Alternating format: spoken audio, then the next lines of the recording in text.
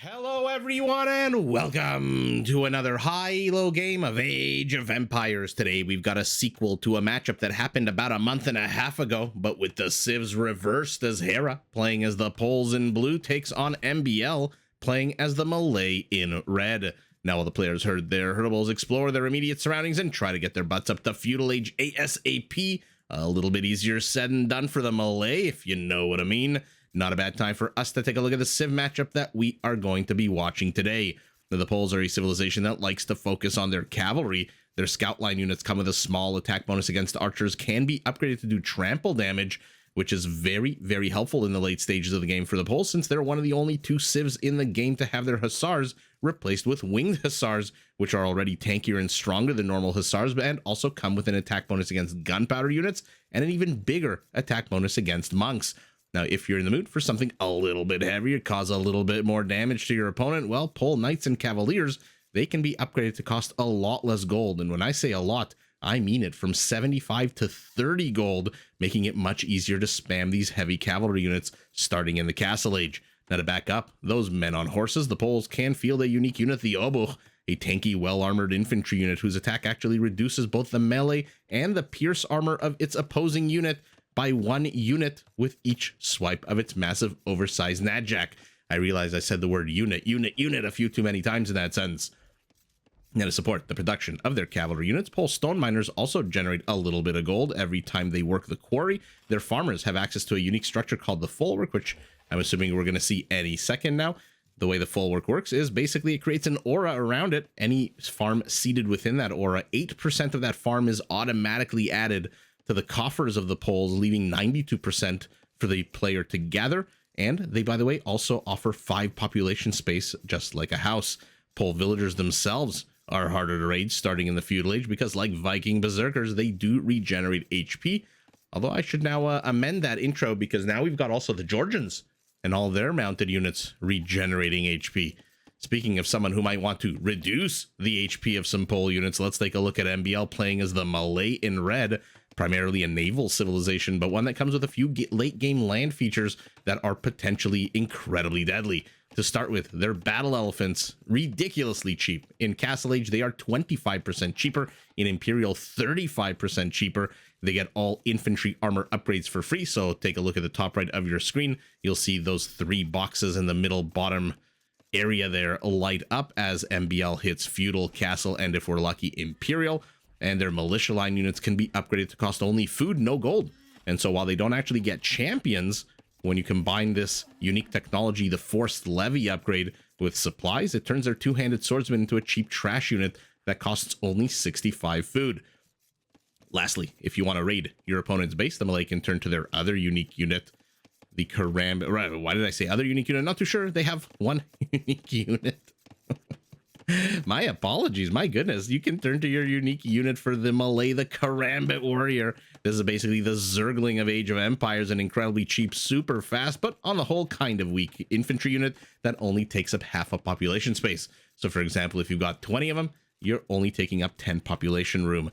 Now, in order to help you get these late game land features upgrades ASAP, the Malay do advance to the next age significantly faster than their opponents, which means you can rush, or you can meander a little bit, enjoy the game, take a little bit of a walk abroad, stare at some cacti, maybe play with some bushes, maybe chop a tree down or 2, do whatever the hell you want, and then catch up to your opponent as they head up to the next age.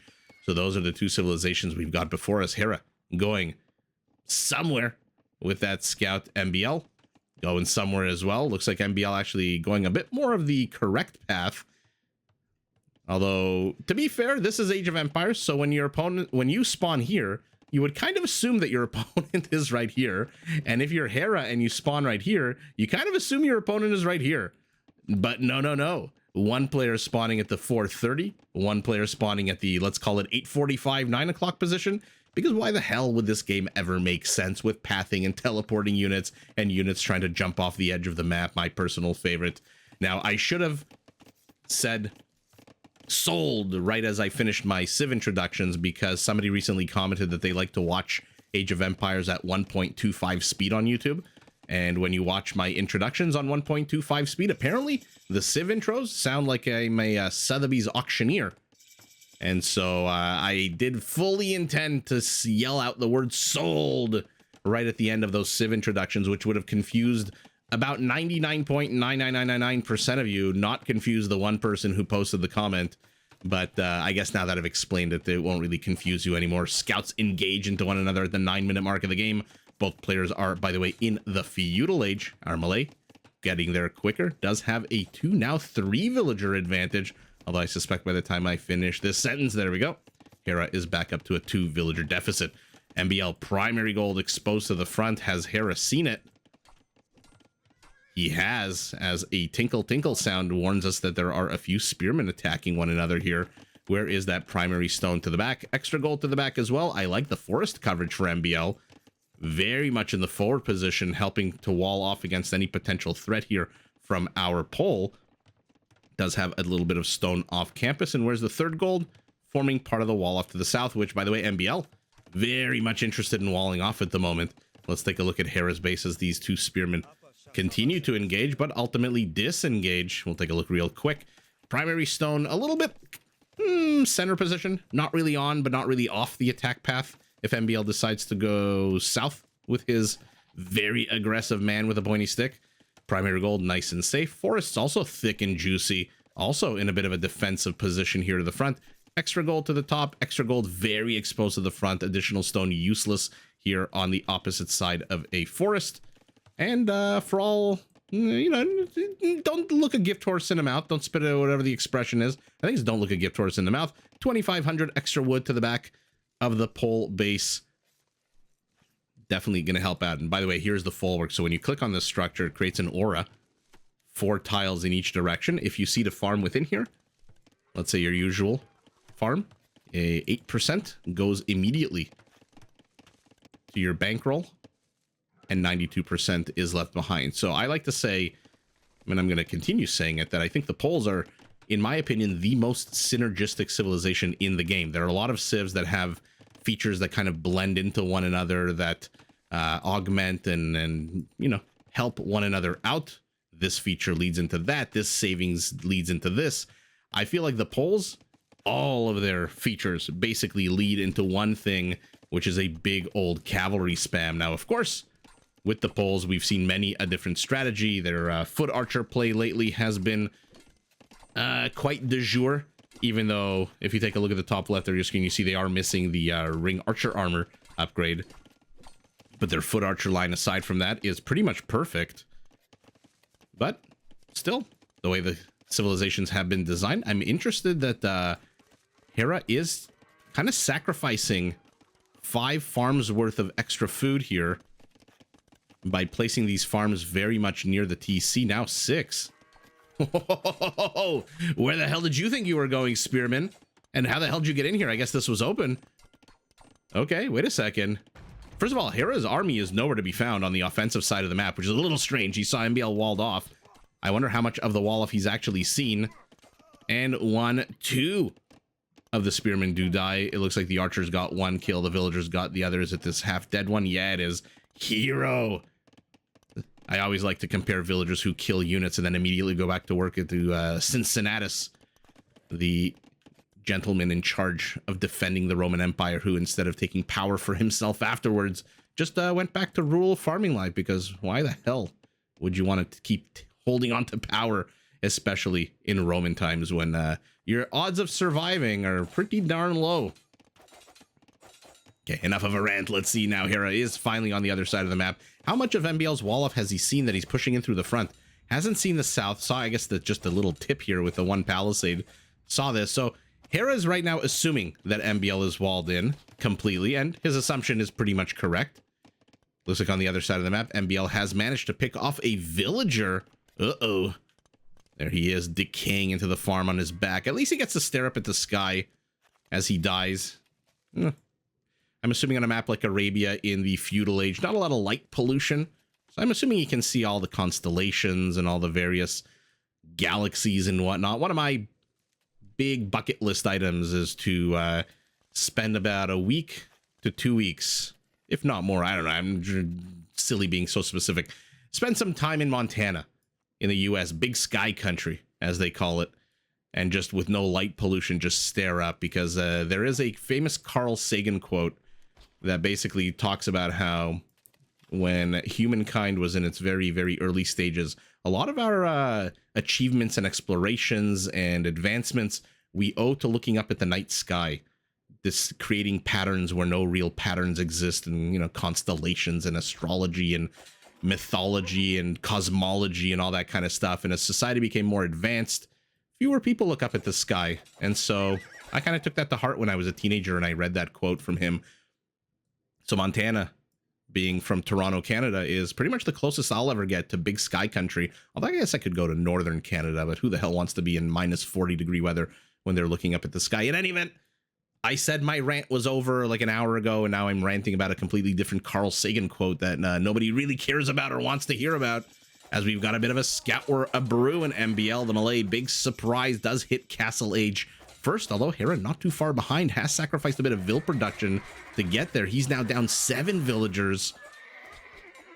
Not too sure who got the better end of that fight. It looks like a lot more dead blue bodies on the dance floor, but Hera's army count is still 2 times the size of his opponent, and he does have a band of archers here. Pole is starting to train. Where are you, Mr. Knight? Okay. Oh, sorry, my apologies. He's still in training.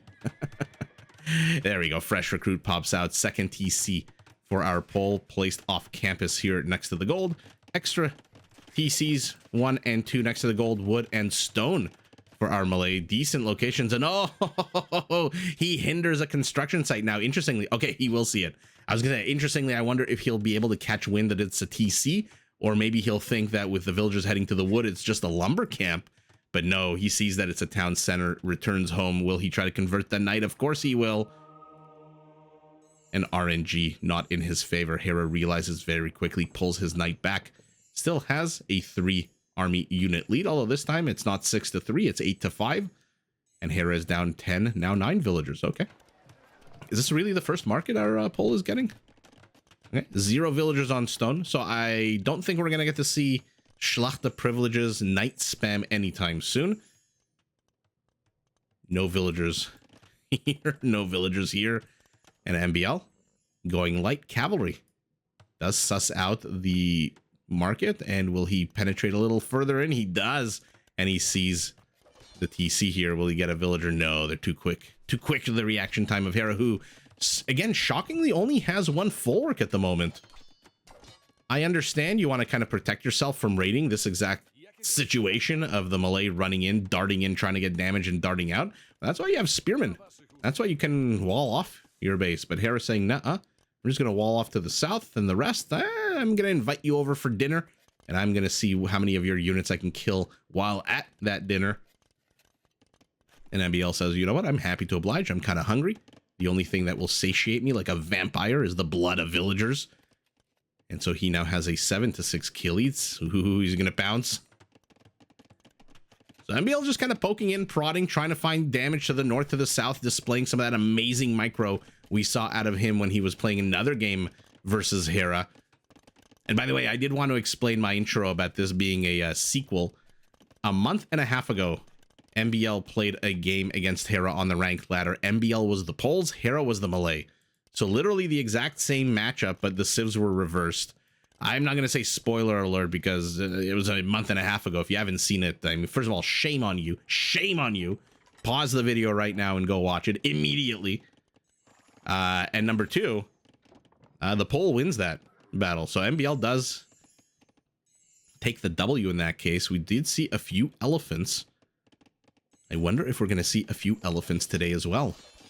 For now, we are seeing Sanctity and Wheelbarrow. So MbL is happy with the army composition that he has right now. Let's see what's going on in the rear of his base, because it looks a little bit more advanced than Hera's with 9 extra villagers. He's plopping down more houses. This is a fantastic place. This is MbL realizing that, hey, I have a bit of an issue getting housed, and so maybe I should look into that. And he's plopping down a lot of extra population space, even though he's only training 2 military units, 6 villagers at a time. Hera's only training 3.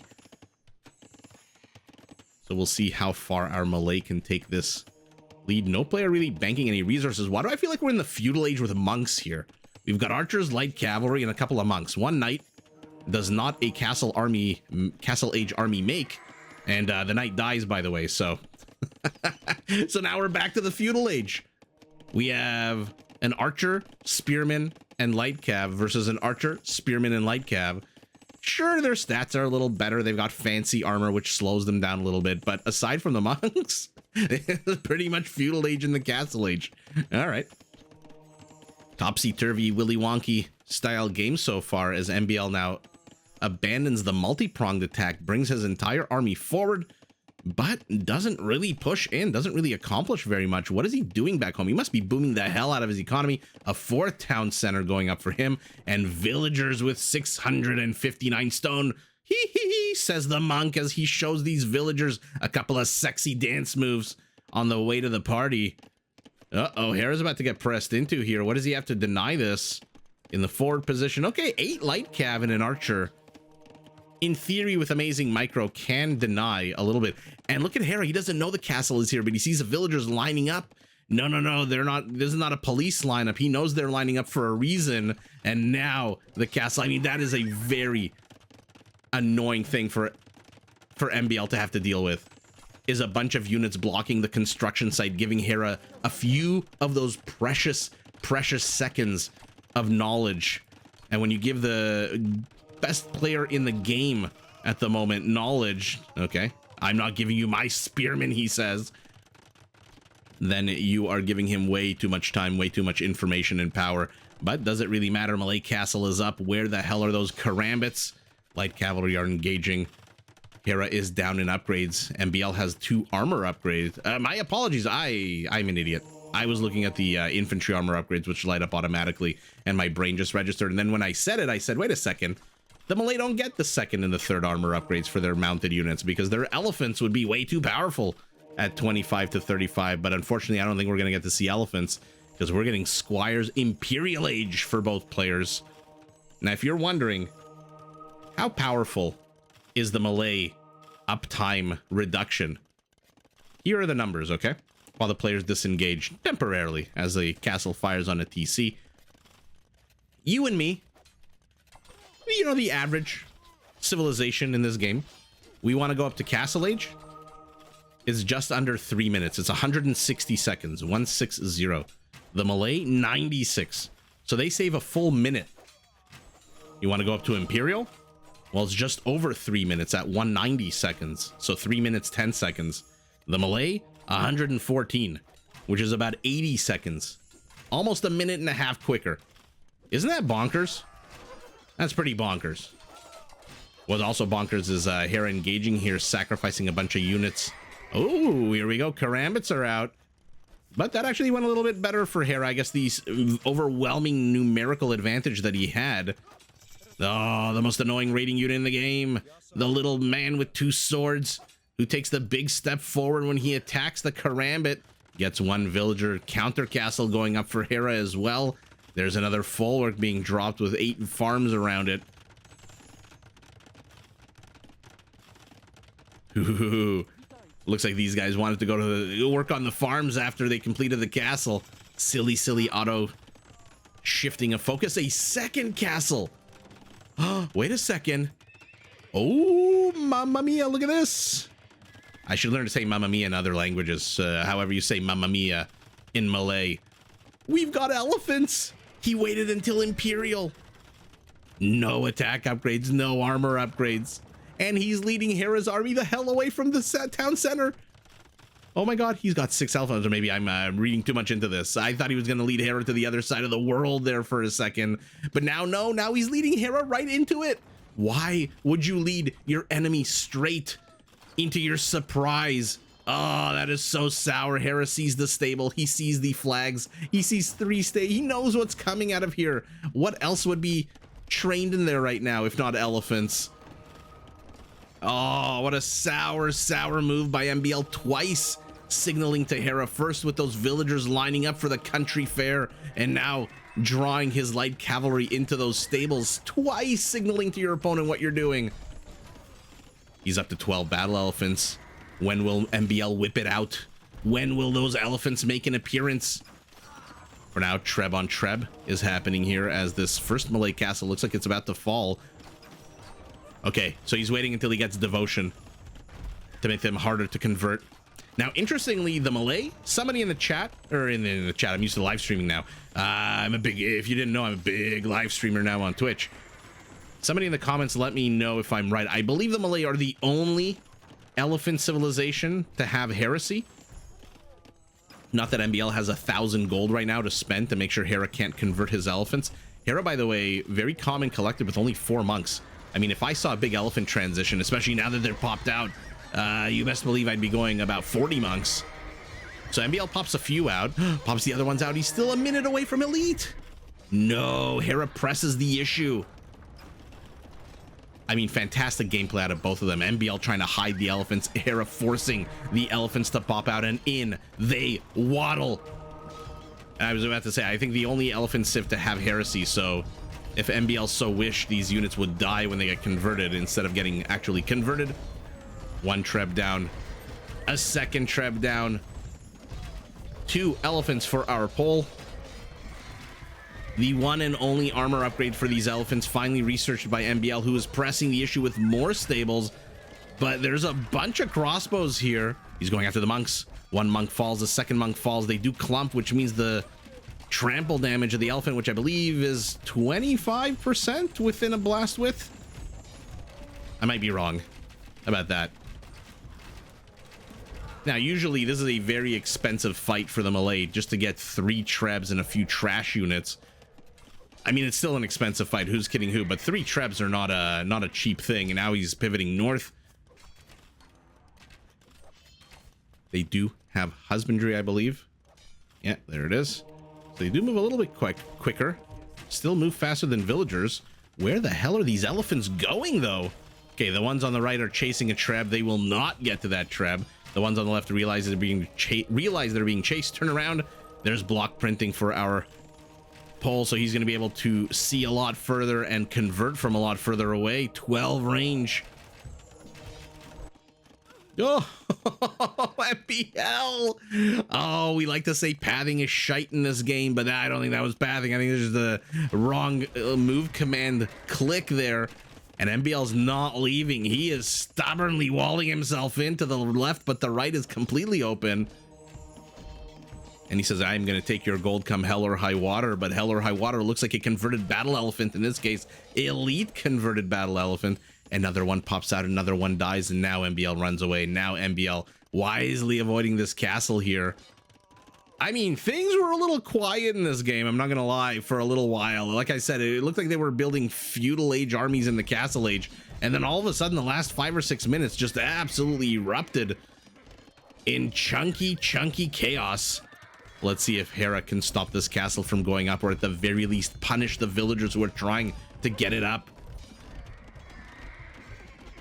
He's chasing this one. He falls to his knees and dies.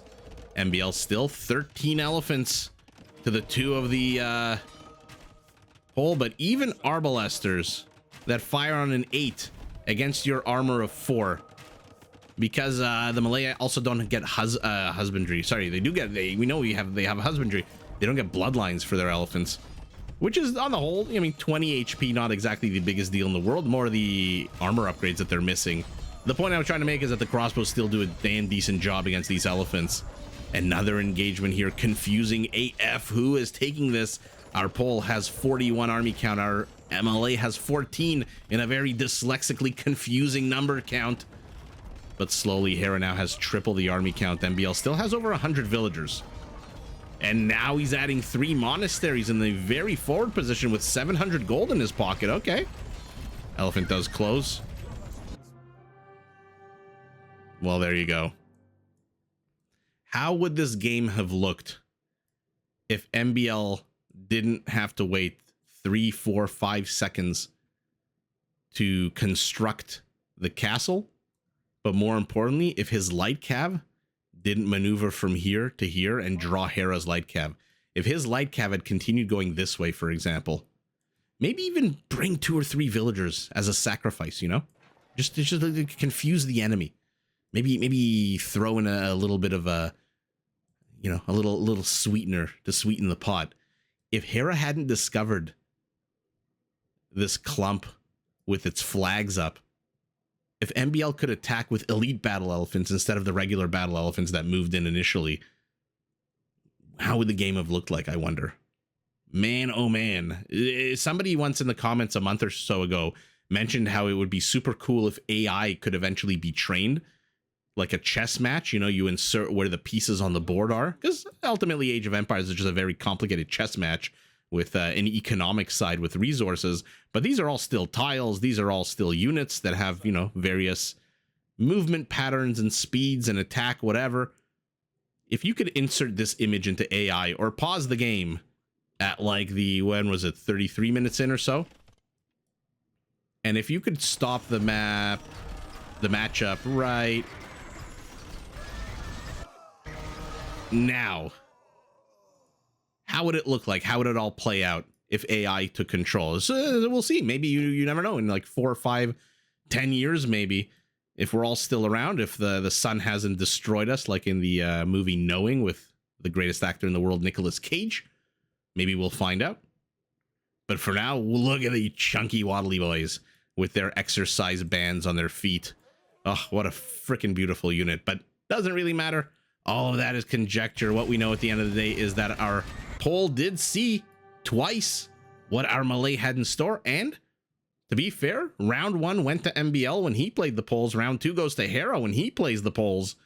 I wonder if there's going to be a round 3. Light cav, crossbow, and monks to elephants, pikemen, and like, I mean, on paper, this versus this, how the hell does this be this?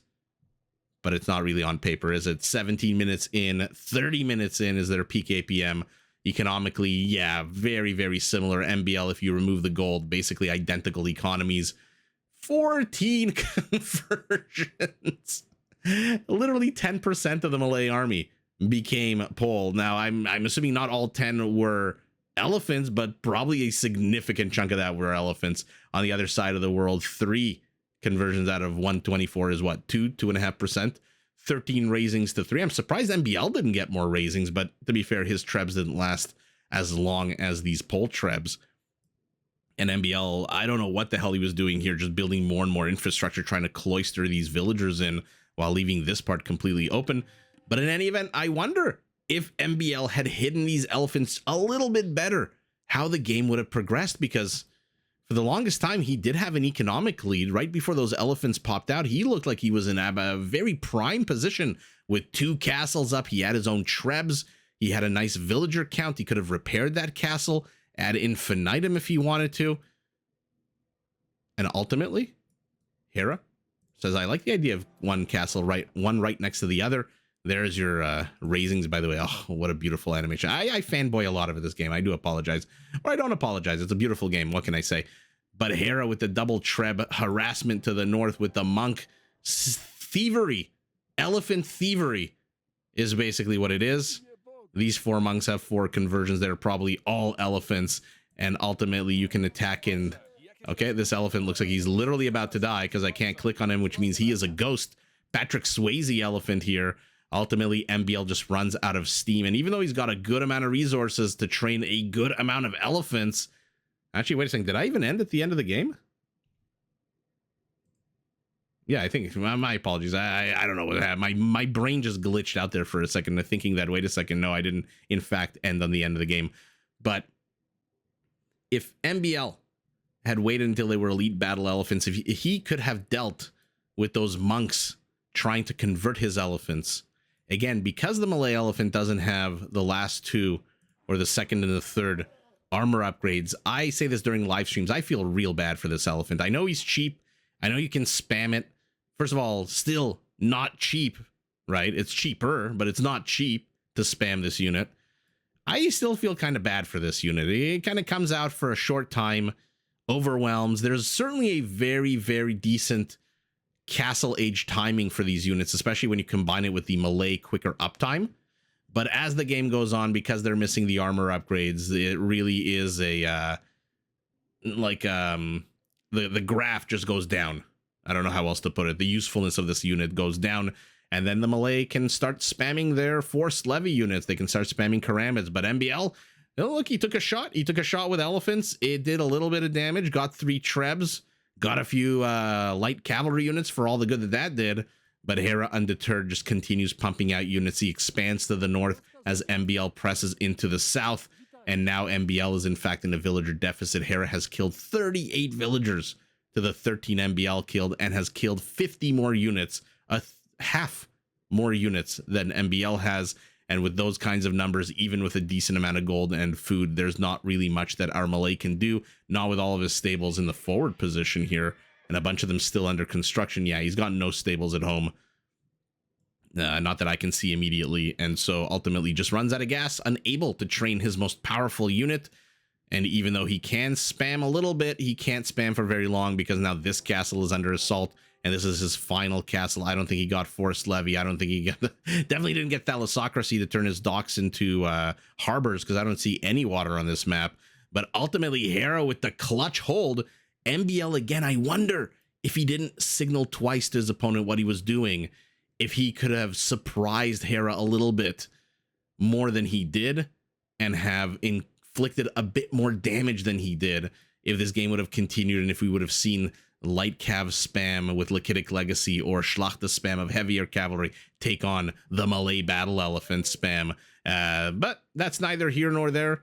For now, we got a fantastic game. Hera with the, like I said, the boss hold over here, literally throwing everything he could into the path of those elephants, slowing them down, stopping them, converting them, and killing them, takes the W. But GG to both players.